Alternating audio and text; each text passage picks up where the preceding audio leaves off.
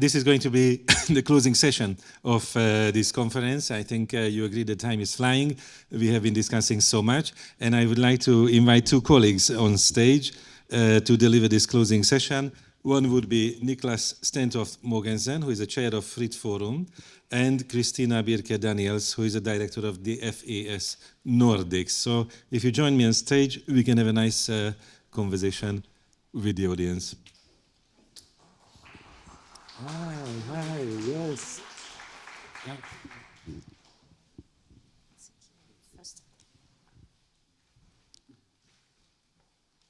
Niklas, the floor is yours. I'm not sure everybody knows what is the Fritt Forum. Maybe you introduce Fritt Forum first, yes, and then you tell us what you think about everything that was discussed today. Yes, my pleasure. Yeah, and welcome. And thank you very much for inviting me in Fritt Forum. Fritt Forum is the student association for social democratic students in Denmark. So we are very honored that you invited us to this conference where we can speak about the important matters that's going on in Europe right now. Yes, and we had a lot of exciting talks yesterday also at the parliament, and also today we have talked about the pressing issues on climate change and how we solve it in the green transition and how we make sure that everyone gets along, and also the pressing issues on our security matter and how we defend and rearm Europe again. And I think I'm really glad there are more young people today, but in these conversations it's often my parents in that age that discuss how the future of Europe will be. And that's also part of the problem, because a lot of the bills and a lot of the changes is actually my generation who's gonna be the ones that is gonna do the job. When we invest more in defense, it's our pension age who will rise. It is us who have to work more. It is our opportunities in some way that is taken away. So it's really important to invite the youth and in this discussion, because the decisions that are made now is gonna affect our lives so much. And also, if you look around in Europe, like the right wing is on the rise, also the radical left is also organizing a lot. I'm a lot of universities where we organize people and students into the social democratic movement. It's getting tougher because the youth see themselves in a black and white situation. They are looking at the radical left in some way because they see the problem is capitalism, the problem is the people in power, we need to organize. Communism is again on the rise. Like when I go to university, I see posters everywhere, like it was the 60s again. So we are really at a time also where our party, the social democratic movement, is losing the support of the youth. And therefore we need to also have a clear view on how we make sure that our generation is invited in the conversation, and also how we present actually reforms and policies that actually invite us to also see that tomorrow will be better than today.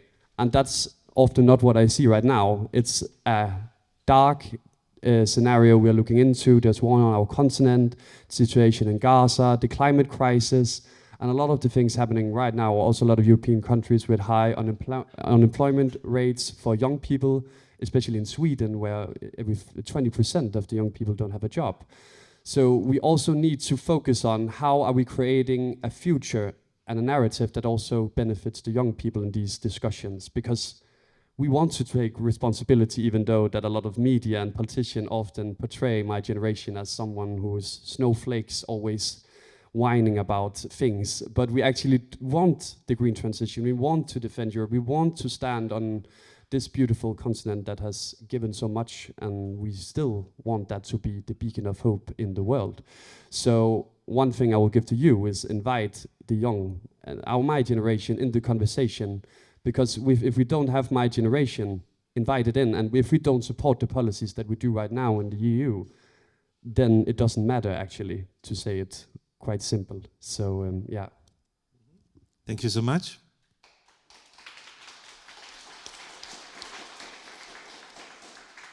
Christina, we have been organizing this together, and week after week there were preparatory meetings. And what are your concluding thoughts after 1 day and a half together? Wow. You know, I'm so impressed with what you've just said, and sitting in this historical setting here, and also coming from a very heavy week where we have been celebrating our 100th anniversary of the Friedrich Ebert Stiftung. it feels historical, no? We live in this historical moment. We look at the future. We asked really big questions also in the seminar. And sometimes we have this heavy feeling that we live in these heavy times. But actually, when we look at it closely, we have so many ideas. I think my conclusion is today's conference was very at the right moment, and it was a right moment to remind us that it's about European citizens, it's about their well-being, it's about the well-being of human beings. Yeah, they have to be in the center. I know in the Nordic countries that always sounds so obvious, but it's so important to keep reminding it to ourselves. And I think, yeah, to improve our security and to improve our societies, we can never let that thought skip. To create the future of the European Union and to create a future for the European Union, if we think about these heavy times that we live in.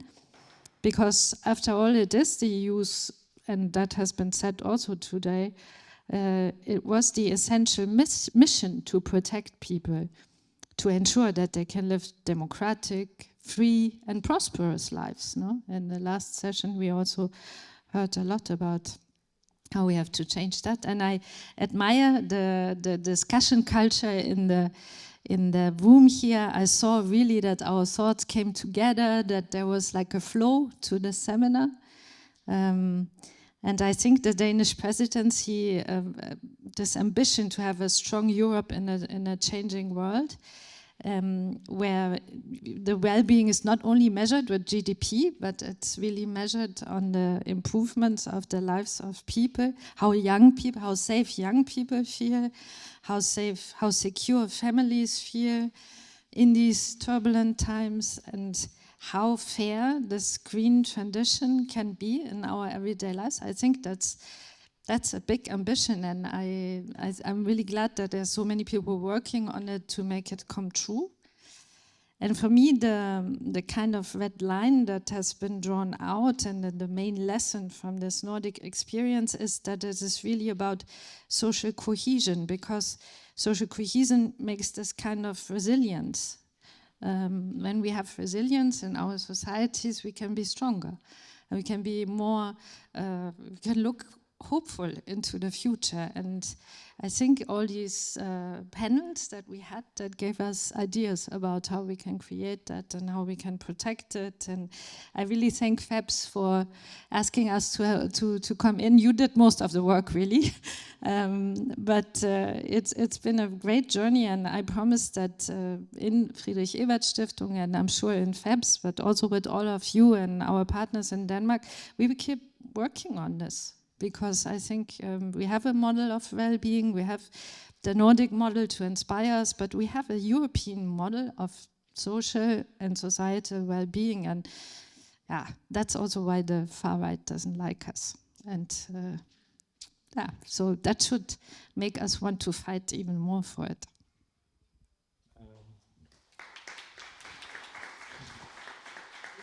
Thank you. We didn't really plan this to be very, very interactive, because now I think we would need to conclude and see the museum. But if you don't mind, I would like to ask a question from both of you, because you mentioned, Niklas, that young people here on the progressive side of the politics would be ready to fight for Europe. And the question really is what it means.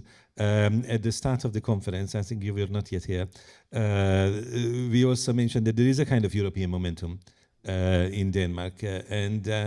And how does it translate into some kind of strategy? Because on many policies, I think Denmark has been a little bit on the fence historically, ever since the referendum in 1992, but also subsequently. And would this very, very turbulent period of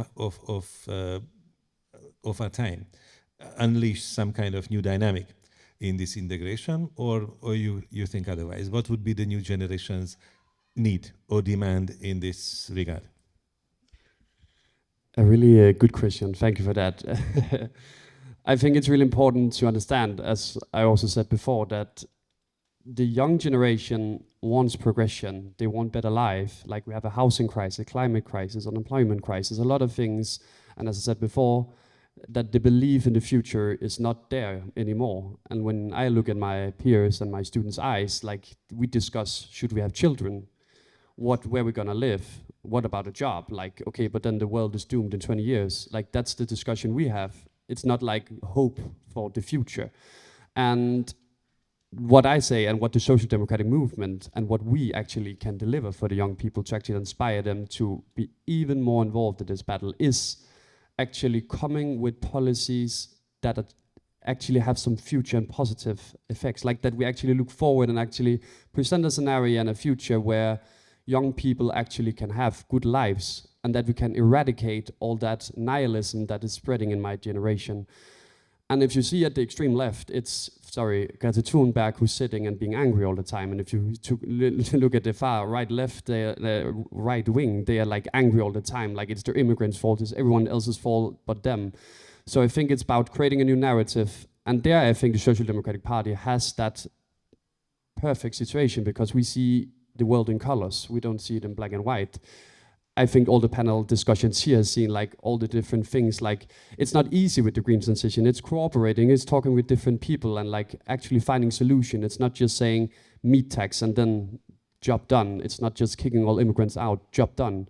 So I think what we need to do is actually consider how can we make a reform program that actually secures a future for young people that they can see themselves in. Because when I go around, then as the people in Fritt Forum, just my friends, students, they are looking for leaders that actually want to create this, that they can look for with political courage, that want to set a new time. So I just think we are waiting for the political reform program from SD, but also just from all the Social Democratic Party nationally. I just think we have to be brave, actually, and stop talking so much and sometimes actually saying we will fix this and actually sit together. And that's what we have started today. So a lot of the things we've talked about today, I'm looking forward to see that becoming actually policies and actually moving forward Europe in a more progressive and social equal time and future.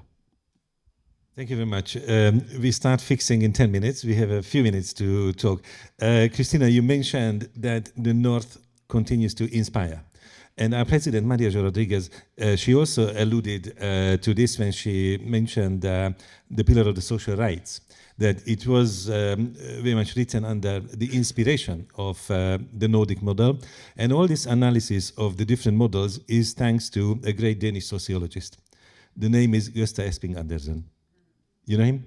He's now in Barcelona, but in the last 35 years, it's mainly thanks to him that this analysis of the different models of welfare capitalism has become really, really serious. It's a great school of thought. But sometimes, indeed, the aspiration is that the South, the East, even the center would converge on the North, but the fear is that the North would start to converge downwards. There is always this fear, there's a constant fear that the North would lose its standards, or some of its standards. There would be an erosion of the Nordic model. Is FES working on this, and how do you see this in a German-Swedish perspective? Yeah, I mean, we've heard it also during the panels today. One thing that I think I have been perceiving in the last years is that the great consensus in the Nordic societies is not as strong as it used to be for the model. And that surely doesn't come from the Social Democrat side. That comes from conservative parties and parties on the far right. And I think I've seen proposals, policy proposals recently in Finland, but also in Sweden, that question the very essences of the Nordic model. For example, the important pillar of the trade union work.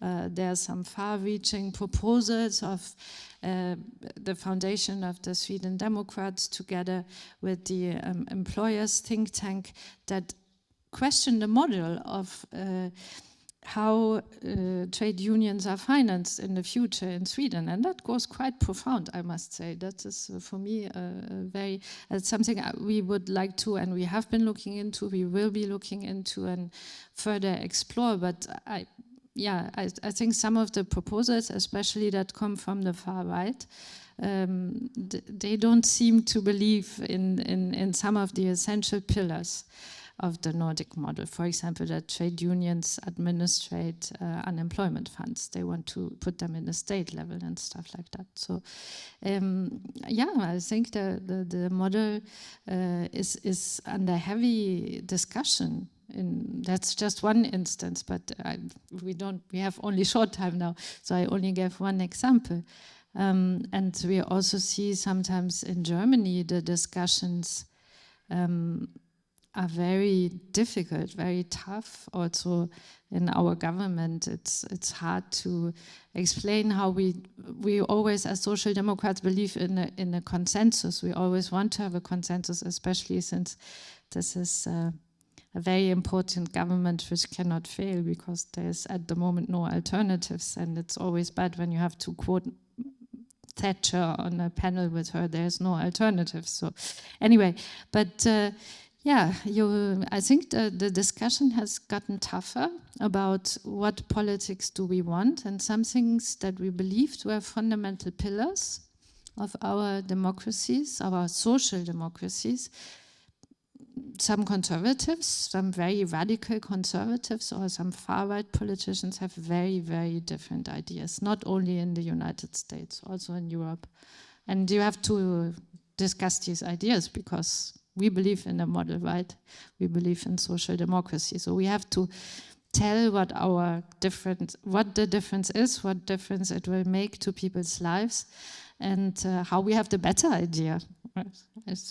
And of course, the model, you cannot say it's once and for all. It's like values, they're contingent in time. You need to always make them work for the time that you live in, and the models need to be working for the times that you live in. So we have work to do, but we are working. So this has shown. Exactly. Thank you so much for this conclusion. I think it is very, very true that we need to look at this battle of the models in the context of the time. The debate is not the same as it would have been in the 1980s or the 1990s.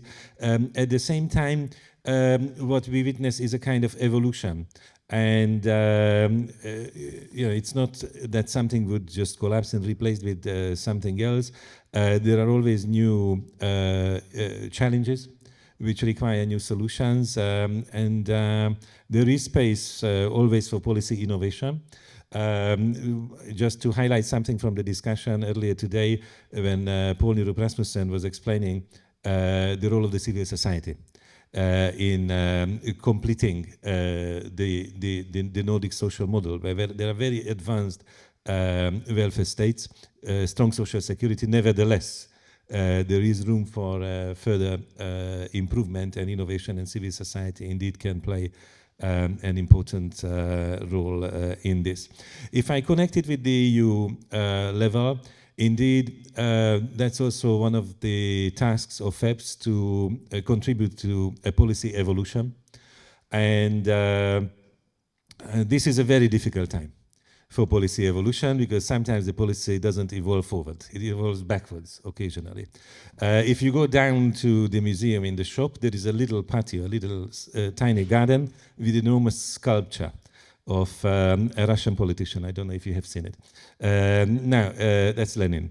And he wrote once, when he was analyzing the Russian social democracy, about one step forward and two steps backwards. And sometimes you experience this. You have been making steps forward, like, for example, with the Green Deal and the just transition, which was discussed by one of the panels today.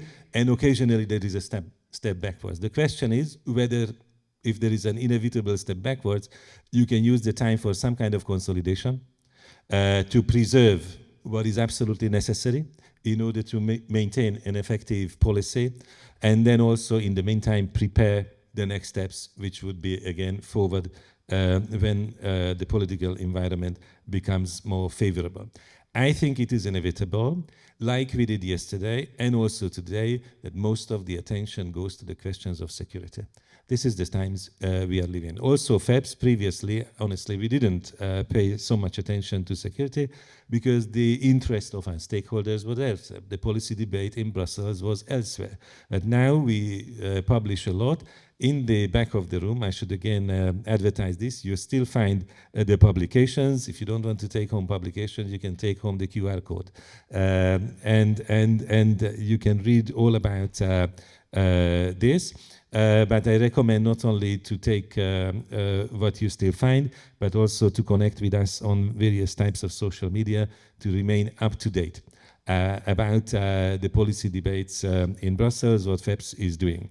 When there is an opportunity like the Council presidency in a country, of course, we do our best to bring the Brussels discussion to the real life, because the real life is in the member states and the real life is really animated when there is a council presidency, and we are really grateful for our Danish partners, the young ones, but also the more experienced generation, because all this experience needs to be brought together, and that's how these next steps can be designed.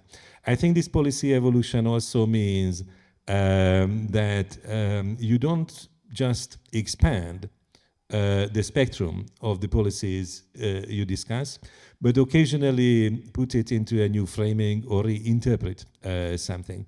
Like when it comes to security, and I said it's inevitable, I think it's important from the progressive side to speak about the human security, right? To take it in a holistic manner, not just to reduce it to the blood and the iron, to quote something from the German history. It's very important to overcome these, let's say, old-fashioned approaches to security, which is, leading to some kind of wholesale militarization of the thinking, but also the behavior. I think we have to liberate a little bit ourselves from this everyday militarism, which is very easily engulfing the discussions in Brussels, but also elsewhere, and see that at the end of the day, it's all about coexistence, and how societies, how nations live together side by side, next door to each other, and occasionally mix. We didn't mention migration too much. There was not time to discuss everything today, but also on migration, it's also important what is the step forward, the step backwards, and what is the holistic approach to understand the concerns of the society better and find new policies if necessary. We learned a lot also about the mental health. And this I mention because even if occasionally we speak about consolidation or even steps backwards, there is always a new agenda emerging. And at the EU level, health is another policy field which was almost nowhere 10, 15 years ago. And now it's pushing itself into the center. Recently, we had a similar experience with housing. And housing was considered to be a local matter, just for the municipalities, maybe for the nation state. But now it's just inevitable that there's so many causes, common causes of a housing crisis in all different European countries, that the EU needs to have an opinion. And you find also the material of the S&D group, which was also very nicely represented in today's discussion, about how health policy could be made much more robust at the EU level for the future. It's not only about the mental health, although it was a very good case study, which we saw today, but there are many other aspects. Health and safety at the workplace, for example, linked to the regulation of the working conditions in general, which we need to continue to deal with. So we got a lot of food for thought, which you can also take home and continue the discussion formally and informally when there is an opportunity. I have been asked to highlight that it's not only food for thought, but also real food which you can still take home. There is some left from the light lunch, which was offered, especially the tomato sandwich is still on supply, but also the very nice croissants. So the FEPS team also is not going to run away. If if you have an appetite, let's put it this way, for a continued informal conversation, my colleagues, Francois, who has been the driver, Vanessa, Alice, Morgana, Aoife, who have been working on the communication and the media coverage. I think we have had an excellent collaboration with FES and the Danish partners. Thank you so much for everything. We also thank the museum because we were given this remarkable venue, and we also have an offer that after we finish the formal part of the conference, we can also see the museum inside if you haven't yet had an opportunity. I had once been in this museum before Poul Nyrup Rasmussen was Prime Minister. So I was still a student. I can just add without telling what year it was. So we can see the museum. We can continue informally. I thank everybody for the excellent conversations and the contribution. I hope next time around, when Cyprus is going to be the host of the Council presidency, we will have an equally productive conference. I think Copenhagen set a wonderful example for how to host Call to Europe. Thank you very much.